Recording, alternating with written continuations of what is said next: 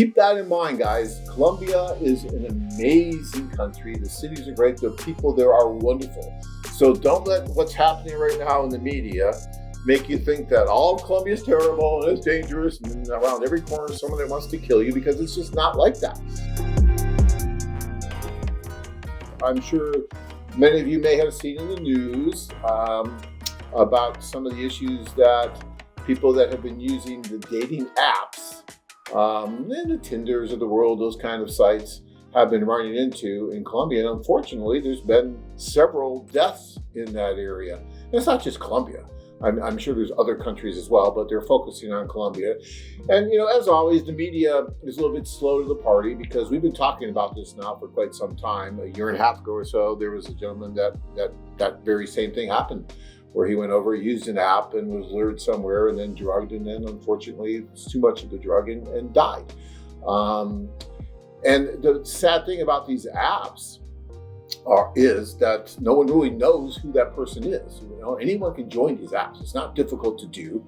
There's not a screening process. There's not personnel there to help you with the introduction or anything like that. It's a do-it-yourself process, right? You go over, you put in the information. Oh, this woman seems to be, very interested in me. I'm going to go meet her. And a lot of this is being fueled by the recent movement of what's called passport bros. I'm sure many of you are familiar with that as well. So we're getting more and more people that are traveling over and using more of the do-it-yourself, because, well, I'll just go over and I'll meet these people and no problem, easy peasy. Well, it's really not that easy. And you really do need to be careful about it, because yes, it's wonderful that with this new movement of passport bros, you discovered that there's a whole new world out there, and that it is possible to meet women from other cultures in other countries and all that.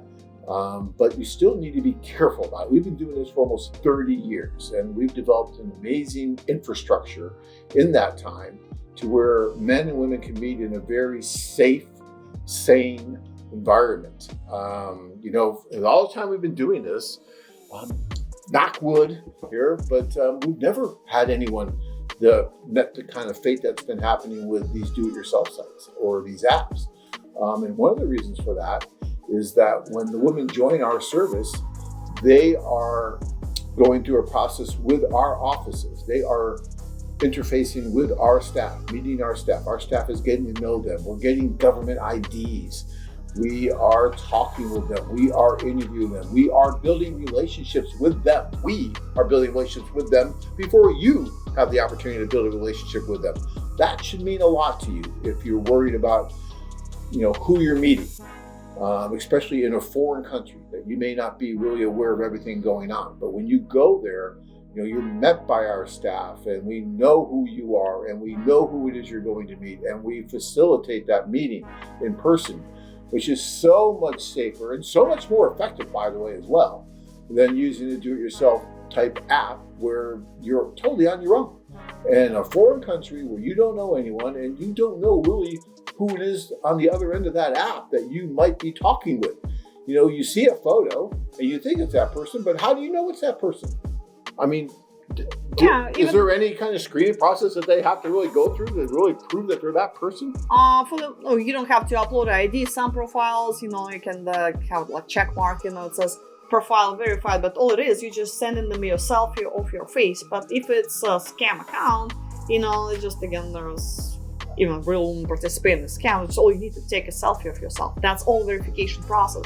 Again, there is no passport there that they require, nothing else. Just a photo and a selfie that looks relatively like a photo. Yeah, and so guys, you go over, you think, even if you've had like maybe some kind of a correspondence or something going back and forth with this person, quote unquote, when you go to meet, you really don't know who it is you're meeting. It could be anyone, or this person could be involved with a criminal syndicate that's working to lure people like you to a country and then take advantage of you. Best case scenario is that they just rob you. Worst case scenario is that they kill you. And according to the papers lately, they've had 8+ men that they think have been murdered in this way recently in Colombia. So now all of a sudden Colombia's got this terrible bad rap about, it's not safe, can't go, blah, blah, blah. Well, it is safe if you do it the right way, right? There are safer ways to go about doing it. Look, anything can happen anywhere, even on our site. It's possible that anything can possibly happen. but the probabilities of something happening to you in this vein on our site are so much lower than on a do-it-yourself app, given all of the reasons I just stated. The fact that, we follow government regulations. We follow the IMBRA laws, which is the International Marriage Broker Regulation Act, which we are obliged to follow. Do-it-yourself apps have really, when that law was passed, they had great lobbyists that they were able to exclude themselves from that. So although they are assisting in introducing men and women from foreign countries, they are not required to do the things that we are required to do to help protect the women, and actually, as an extension of that, you in the process of meeting. And, and I've always, for any of you guys that know me, you've heard me talk about this countless times, how crazy I always thought it was that the big companies that have these huge websites and a lot of these do-it-yourself apps were able to exclude themselves from these safety cautions that were in this law, because their argument was it's not their primary source of income. Their primary source of income is domestic dating. Thus, they should not have to give women information about their rights. They should be able to exchange contact information whenever they want without any prior conditions, because it's not their primary source of income. That would be like Walmart saying that they sell guns, but it's not their primary source of income, so they shouldn't have to do any of the registration stuff you do when you sell guns. You see, it just doesn't make sense. Yet somehow they were able to do that. And now we're starting to see some of the results of that, because if they had the regulations and if they followed the same regulations that we did and did the things that we do and build the relationships like we do, you wouldn't see these kind of things happening. Or at least would be a very, very smaller incidence of it. And so, I just wanted to come on tonight and talk about that a little bit, because it's so important to me that you understand the difference between a do-it-yourself app where you put in something and swipe left. Oh, yeah, this girl's great. Okay, I'll go meet her.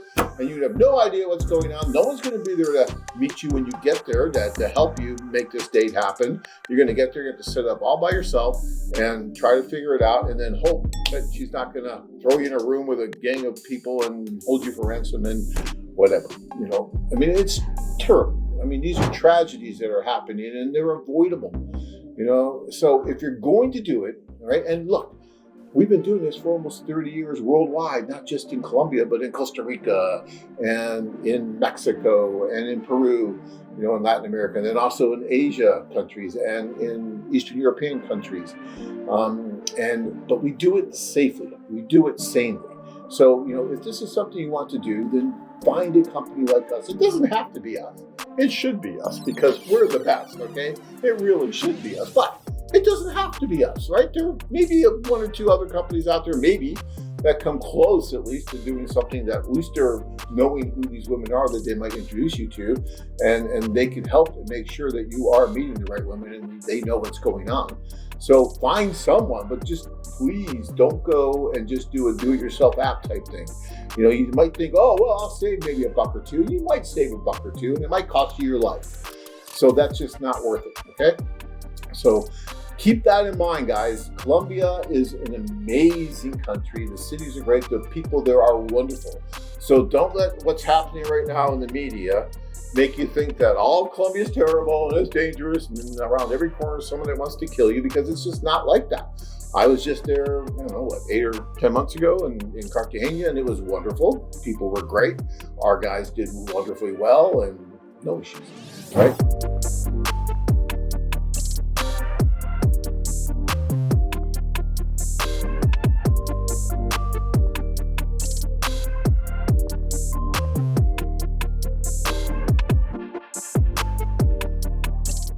Are you tired of the same old dating sites?